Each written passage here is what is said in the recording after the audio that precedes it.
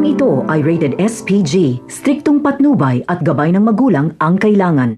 Sa paggising ni Rigor ay agad nga itong bumangon at pinilit niyang maglakad.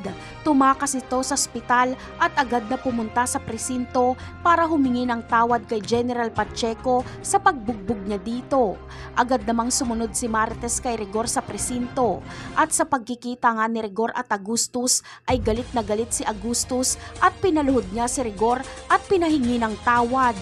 Agad itong ginawa ni Rigor, wag lang siyang masibak. Pero imbis na patawarin ay pinagsisipalang siya ni Agustus at sinabing sibak na daw umano si Rigor sa pagkapulis. Hawak ni Agustus ang dismissal letter. Katunayan na hindi na pulis si Rigor at hindi na ito kailanman makakabalik pa sa pagkapulis. Kaya iyak na lang ang nagawa ni Rigor. Gumuho ang lahat sa kanya. Kitang-kita ni Marites ang pagguho ng mundo ni Rigor. Ngunit hindi pa dito natatapos ang karma ni Rigor dahil gumugulong pa ang isinampang kaso sa kanya ni Lena noon na nambugbog siya. Kung noon ay nagagawa pa itong depensahan ni Rigor pero ngayon ay hindi na.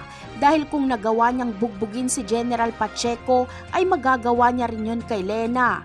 Kaya lalabas na tama ang sinabi ni Lena na araw-araw siyang binubugbog ni Rigor. Lalabas din na sinadya ni Rigor na patayin si Lena para hindi na nito maituloy ang kaso.